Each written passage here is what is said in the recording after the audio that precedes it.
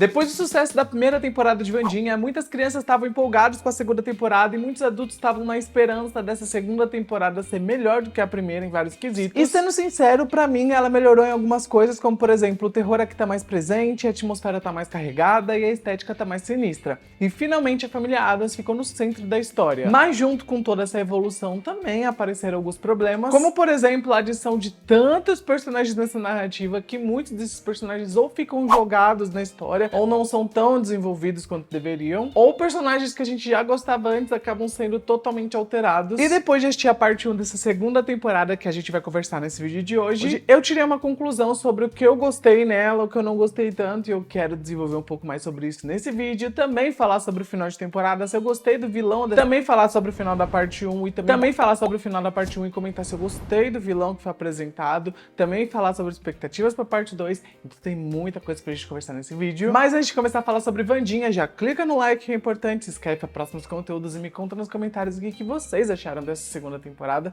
dessa parte 1 no caso, e o que vocês esperam pra parte 2, então já coloca lá. O começo dessa segunda temporada até que foi divertido, meio sombrio, e um pouquinho ali com uma vibe de desventuras em série misturado com Pretty Little Liars, e isso não torna a série ruim, tá? Isso foi um comentário que eu só deixo claro que a série tá bem levinha, tá bem assim, pra 16 anos eu não acho que ela se encaixa. Tem uma cena ou outra de gore ali, como olhos arrancados ou coisas desse tipo, né? Envolve sangue, que aparece de uma vez ou outra, mas nada consegue ser tão impactante. Pra mim, essa série poderia facilmente ser classificada como 14 anos. Tirando essas partes aí um pouquinho mais pesadas. E o início dessa parte 1 se ambienta no verão e a gente vê a Wandinha aprimorando as visões psíquicas dela, que é o dom que ela tem, e investigando ali um serial killer, que é interpretado pelo irmão da Lily de Hannah Montana, aliás, não sei se vocês pegaram a referência. E a Wandinha quase morre nas mãos desse serial killer, só que no final das contas ela consegue resolver o tal caso, impede esse cara de matar mais pessoas inocentes. E a nossa anti-heroína favorita agora é super conhecida. Depois dela resolver o caso lá na temporada passada e também de resolver casos no verão,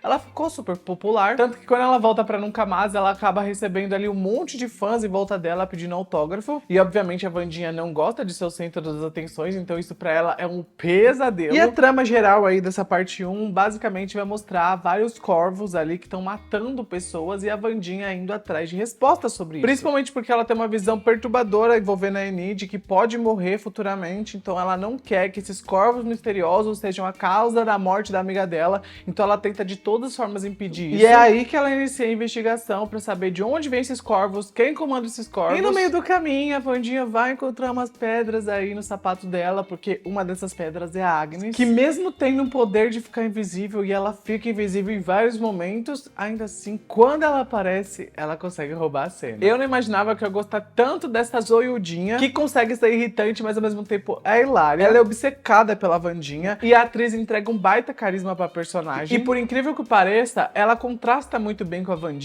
mesmo as duas tendo uma personalidade parecida. Porque o exagero da Agnes em sempre querer ajudar a Wandinha e sempre querer ser ela, acaba tornando a química da Wandinha com ela muito boa. E a dinâmica do trio envolvendo Agnes, Wandinha e Enid fica ainda melhor quando a gente percebe que a Enid odeia a Agnes por ela querer roubar sua melhor amiga. Então assim, por um lado a Enid tá muito focada em separar essas duas aí, mas por outro ela também tá focada no triângulo amoroso que ela tá vivendo com o Bruno, que é um novo namorado, e com a Jax, que é o ex que ela deu fora na temporada passada. E pra mim esse enredo da Enid foi uma cópia descarada do triângulo amoroso que rolou com a Wandinha na primeira temporada. Mas assim, eu amo a Enid desde a primeira temporada e eu tava torcendo muito pra ela ganhar um enredo relevante. Só que na minha perspectiva ela mudou tanto a personalidade dela nessa temporada nova. Esse rolê que ela tá tendo com o Bruno tá servindo muito pra mostrar o quanto ela tava tentando se encaixar na matilha de lobos, principalmente na temporada passada que ela queria popularidade e ela não tinha isso. E agora que ela tem aí um bad boyzinho que é o Bruno ao lado dela, ela tá conseguindo tudo que ela queria antes. Então ela tá mudando quem ela é pra se encaixar. Diferente da Agnes, que é o contraponto disso, que ela não muda nada dela, ela na verdade é ela mesma, ela é autêntica, então ela sendo a stalker da Wandinha é basicamente ela se entregar pra essa autenticidade. E a própria Enid tá mudando quem ela é pra se encaixar. Então a gente tem um contraste legal entre as duas personagens, mas tá me irritando a forma com que a série tá afastando a Wandinha da Enid e a Enid da Wandinha. Porque a Enid, se vocês notarem, tá muito jogada na história e o roteiro fica deixando ela de lado, sendo que o que eu mais gostei na primeira temporada foi a conexão que Enid e Wandinha tiveram uma com a outra. A dinâmica das duas, da Enid ser super alegre, positiva e fofinha contra a Wandinha, que era super pra baixo, assim, e realmente tinha uma energia bem pesada, era fantástica. E isso foi substituído pela Agnes, que agora tem uma personalidade igual a da Wandinha. Então realmente fiquei muito incomodado com a forma com que mudaram a Enid. Ela não tem muita voz nessa segunda temporada, principalmente nessa parte 1, não sei como vai ser a 2, mas espero que voltem com a Enid de antes, porque essa Enid não é a que a gente conhece. E assim, já que a Enid deixou a Jax de lado nessa temporada pra ficar muito mais com o Bruno, dando uns pega,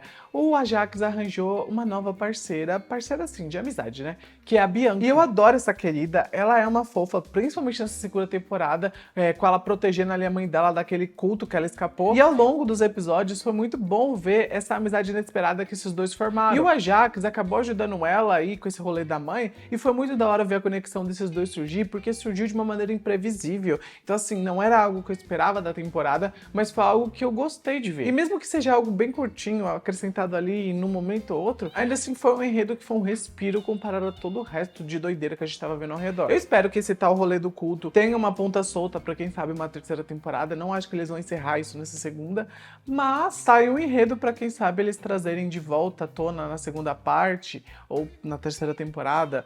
Então, eu acho que eles vão deixar esse quesito da Bianca em aberto pra tornarem ela talvez uma personagem mais importante logo mais. Ainda mais sabendo que a Bianca é uma personagem com muita personalidade aqui na série, e ela sempre foi uma personagem com pulso firme, sabe? E ela nunca demonstrou vulnerabilidade, e vê-la meio que aceitando a ajuda do Ajax pra resolver o rolê da mãe foi algo que mostrou que ela tem muito mais a apresentar pra gente do que a gente imagina. Então eu quero ver mais dessa personagem. E agora vamos falar de coisas boas dessa temporada?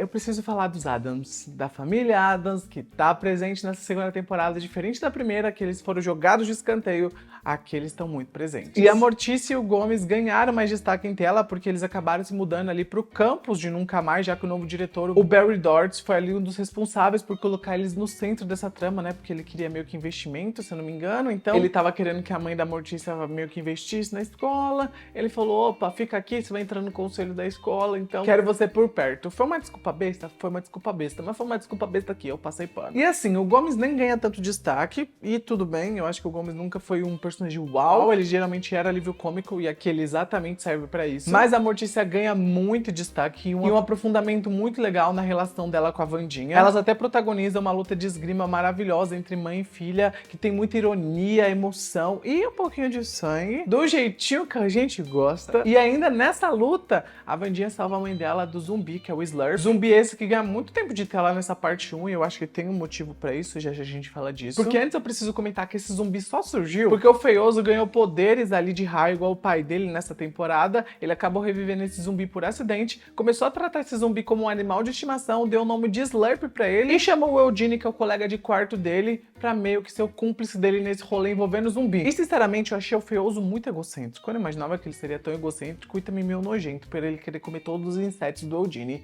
Mas eu também achei ele muito legal, um personagem que foi uma adição da hora pra temporada. Ainda acho que o Eugene teve mais personalidade na temporada anterior, e aqui apagaram muito dessa personalidade pra adicionar o Feioso com essa personalidade mais forte. Sim, eu ainda acho isso e fiquei um pouco decepcionado, porque na primeira temporada o Eugene era muito mais legal do que nessa. Mas sinceramente, vou fazer o quê, né? Eles precisavam colocar o Feioso em algum lugar, viram o Eugene na frente, pegaram esse personagem e falaram, é isso. Mas foi um pouco triste, porque eu esperava muito mais do Eugene pra essa segunda temporada, ainda mais da conexão que ele tinha com a Wandinha, que aqui é inexistente. E tem outro personagem da família dos Addams, que é a Vovó Frump, que também entra em cena aqui ao longo desses 4 primeiros episódios, e ela aparece aqui pra trazer mais profundidade pra relação da Mortícia com a Wandinha. Até porque essas 3 gerações de mulheres têm uma relação tão gélida uma com a outra, que isso cria uma tensão familiar muito boa, e o caos geracional da família Addams, eu acho que é algo muito importante pra história sempre caminhar. E parece que essa segunda temporada realmente vai focar bastante nisso. E assim, os Addams sempre foram uma família que eu adorei,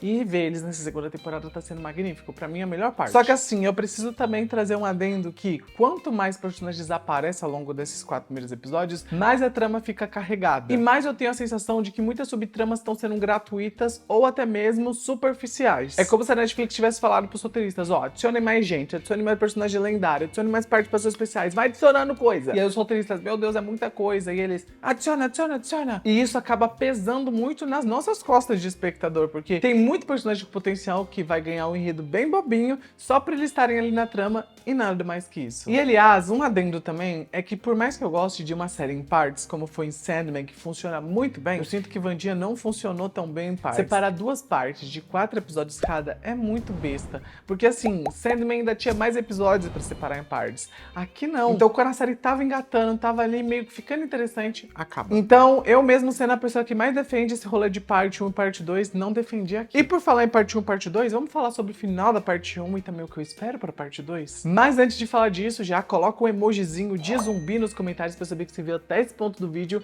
Deixa o like, é importante, se não deixou, se inscreve para próximos conteúdos e vamos continuar falando dessa série. Então tá, no final dessa parte 1 a gente viu o Tio Chica aparecendo e eu adoro ele. Gente, eu queria muito que ele ganhasse um spin-off só dele, porque ele é tão excêntrico, tão maluco. Eu adoro o jeitinho desse cara. Mas enfim, ele criou um caos ali no hotel da cidade, só pra ele ser internado no hospício ali da cidade, porque ele tava atrás de uma Lois ali, ele não sabia se era uma médica, uma paciente, mas ele tava atrás disso pra ajudar a Wandinha na investigação dela. E ele até achou que a Lois era uma merendeira, e ele deu uns pega nessa merendeira, foi engraçado.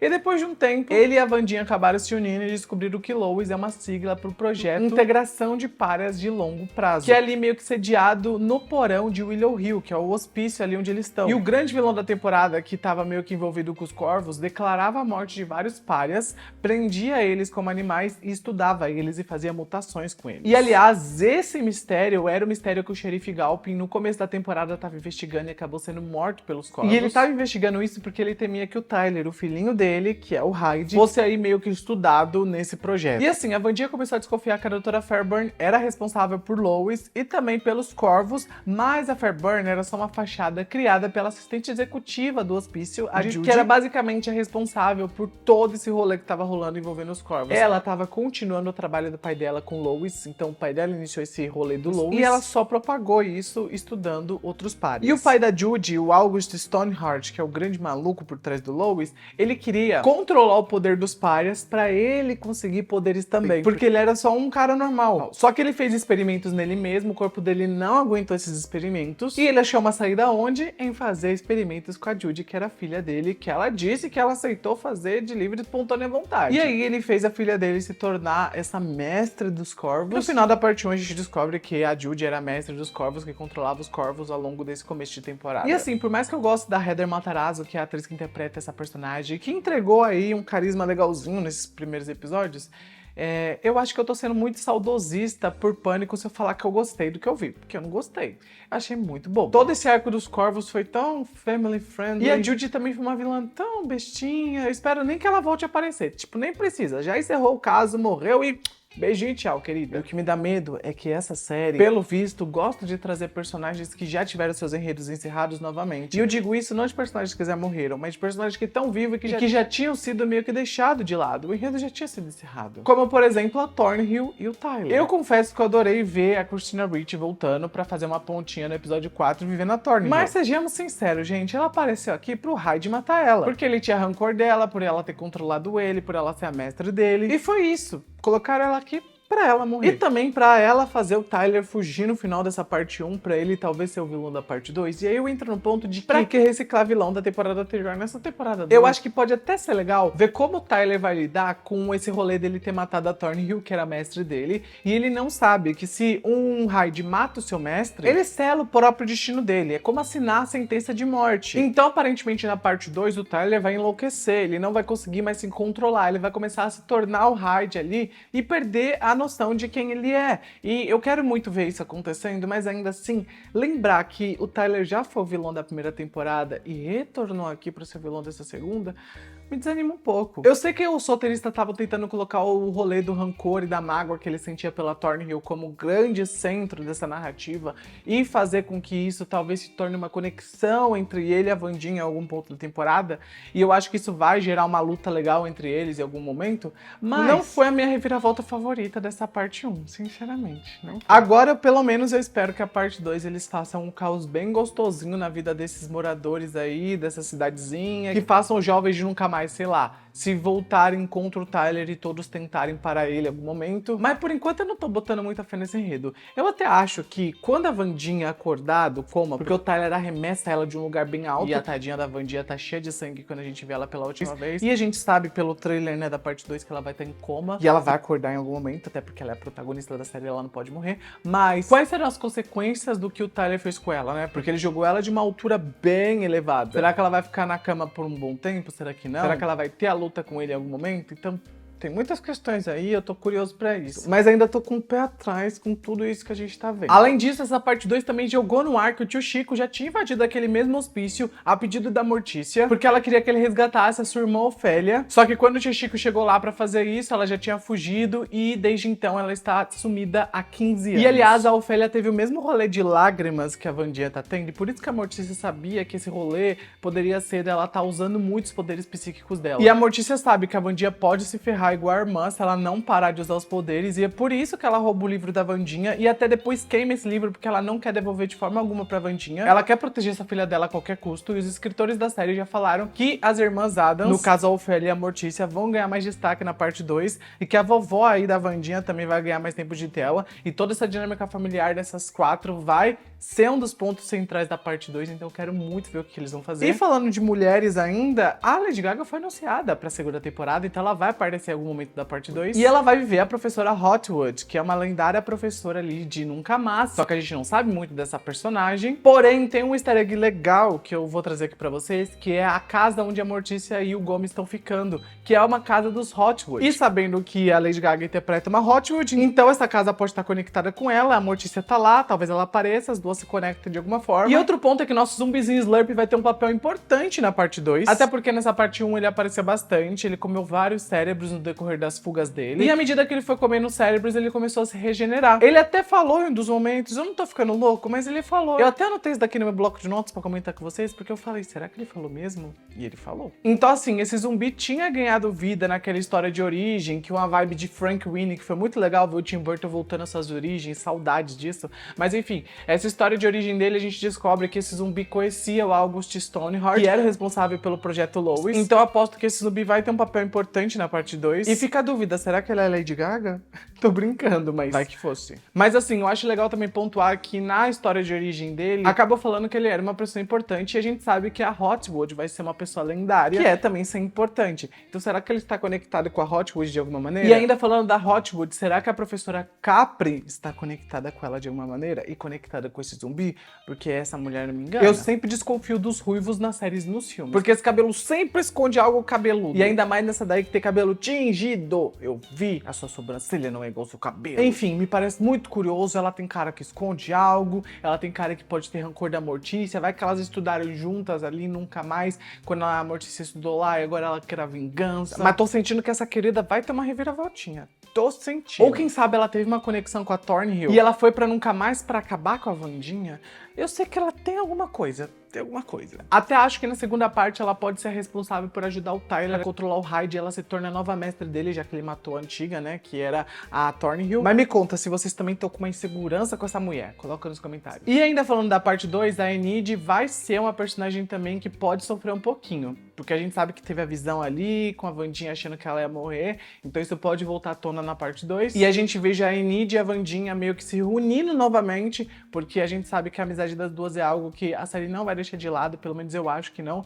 Então eles colocarem a Wandinha, quem sabe, pra salvar a vida da Enid vai ser muito legal. E se você viu até esse ponto do vídeo, até coloca um lobinho lá nos comentários pra representar a Enid, que vai estar cheia de garras na parte 2. A gente tem aquela ceninha que ela tá com as garrinhas saindo assim, então coloca aí um lobinho. E no geral, eu queria só concluir dizendo que Wandinha continua sendo uma série visualmente linda, a trilha sonora continua envolvente, só que assim, a primeira temporada me gerou um pouco mais de impacto do que a parte 1 dessa segunda. Eu até achei uma parte 1 divertida, mas nada surpreendente como eu imaginava que seria. A segunda temporada até tá tentando fazer uma coisa legal, só que eles não sabem muito bem o que eles querem ser, se é uma série adolescente, se é um drama familiar, se é um suspense gótico, uma comédia, é um desfile de estrela convidado também acontecendo um atrás do outro, então é muita coisa ao mesmo tempo e nenhuma é bem desenvolvida. E por mais que a Jenna Ortega entregue na atuação da Wandinha, porque eu acho que uma das coisas que mais me prende é a performance dela meio pra baixo, vivendo a Wandinha, eu ainda sinto que tá faltando um temperinho, nessa série. Eu até acho que ela melhorou no tom, como eu mencionei lá no começo do vídeo, o tom tá mais sombrio, como a própria Jenna já tinha falado que queria na segunda, o Tim Burton também